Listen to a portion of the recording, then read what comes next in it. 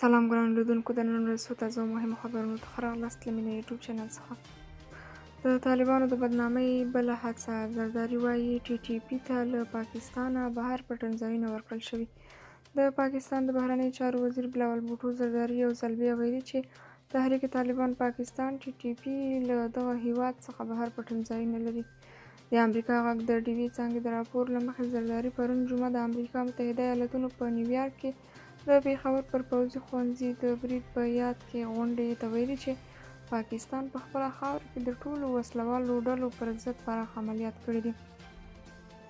نوموړي زیاته کړې چې د یادو عملیاتو پر مهال د پاکستان خاوره د ټي ټي پي په ګډون له ټولو وسلوالو ترهګرو ډلو پاکه شوې ده. د راپور له مخې ښاغلي زرداري که څه هم په ځانګړي ډول د کوم هیواد نوم نه دی په یاد کړی، خو ادعا یې کړې ده چې ټي ټي پي د پاکستان له پولو بهر تللي او هلته خوندي پټنځایونه ورکړل شوي دي. د پاکستان د بهرنیو چارو وزیر پر داسې مهال دا څرګندونه کوي چې تحریک طالبان پاکستان یا ټي ټي پي تر دې مخکې ورته راپورونه رد کړي او ویلي دي چې دوی په پاکستان کې حضور لري او له هغه ځای څخه خپل فعالیتونه کوي.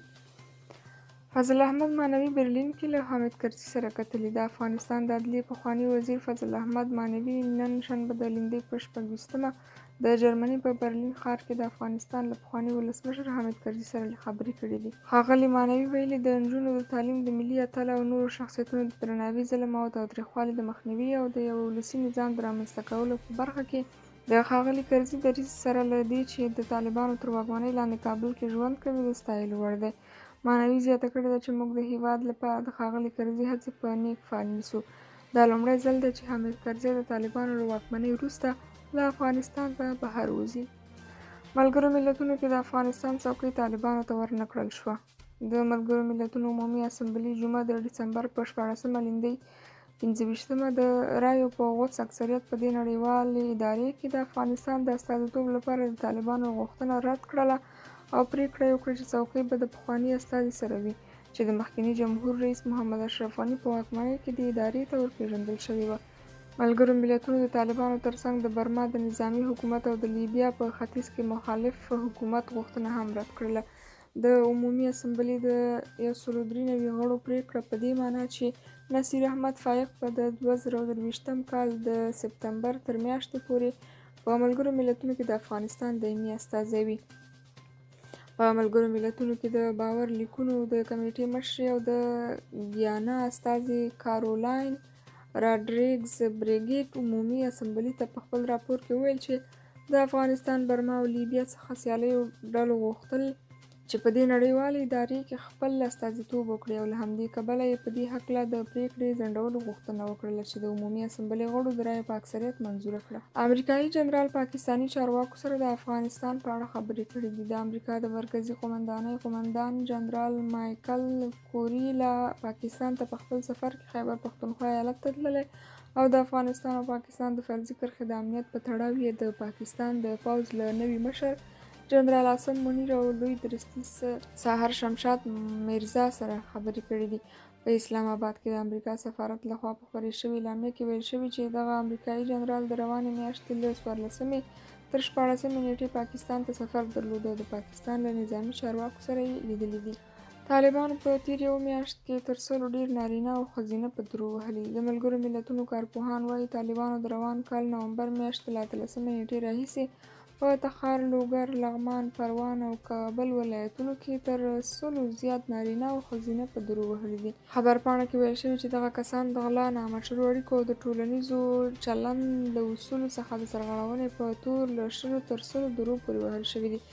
دغه خبرپاڼه چې پرون د ډسمبر په 14مه خپره شوې د ملګرو ملتونو کارپوهانو پکې د طالبانو لخوا د خلکو مخکې په درو وهلو او اعدامولو بیا پیلېدو په اړه اندېښنه څرګنده کړې او پر طالبانو یې غږ کړی چې تر ژره هر ډول ربړول، ظالمانه او سپکاوي کوونکې سزا بنده کړي.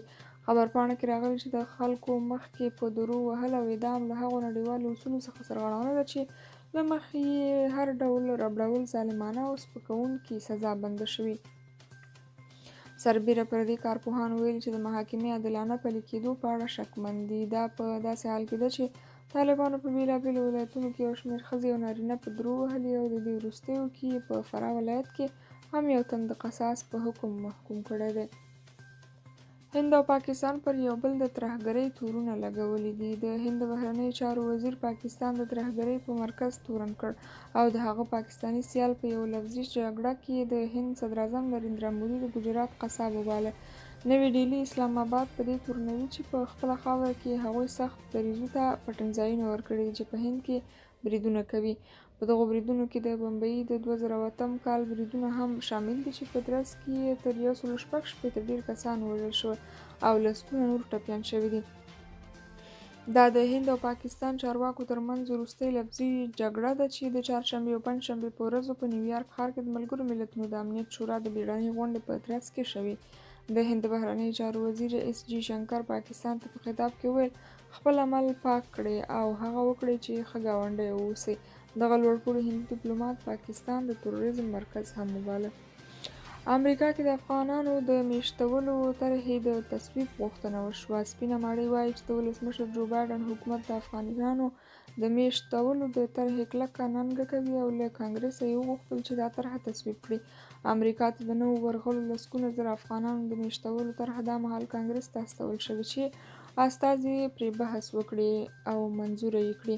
د دغې طرحې د منظورۍ لپاره له څو میاشتو راهیسې یو شمېر افغانانو د کانګرس د ودانۍ مخې ته پر لت پیل کړی دی. د سپینې ماڼۍ ویان کارین جین پیري له کانګرس څخه وغوښتل چې د افغانانو د میشتولو د طرحې په اړه اقدام وکړي. د 2020 د اګست له میاشتې راهیسې شاوخوا 80,000 افغانان امریکا ته انتقال شوي دي. په دوی کې اکثریت د بهرنیو ځواکونو همکاران، د مخکني حکومت کارکوونکي، خبریالان، مدني فعالان او نور شامل دي چې د بشري خواخوږۍ د ویزو په اساس امریکا کې ځای پر ځای شوي دي. امریکا کې د کډوالو د حقونو د ملاتړ ادارې هم له کانګرس څخه غوښتي چې دغو افغانانو ته دایمي اقامه ورکړي او د ژوند نور امکانات دې هم ورته برابر کړي.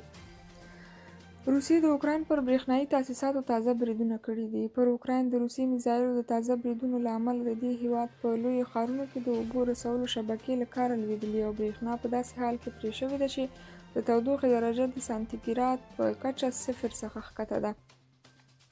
د اوکراین ښاروال ویلي چې د میټرو ترانسپورتي شبکې کار بند کړی تر څو د ښار اوسیدونکو ته د ژغورنې لپاره په تمځایونو کې پناه ورکړي. د اوکراین دویم لوی ښار کیف چې له روسیې سره پولې ته نږدې دی هم د برېښنا له نشتوالي سره مخ دی. درنو کتونکو، د دې ساعت خبرونه تر همدې ځایه او تر بیا نورو خبرونو د خدای په امان ښې چارې ولرئ.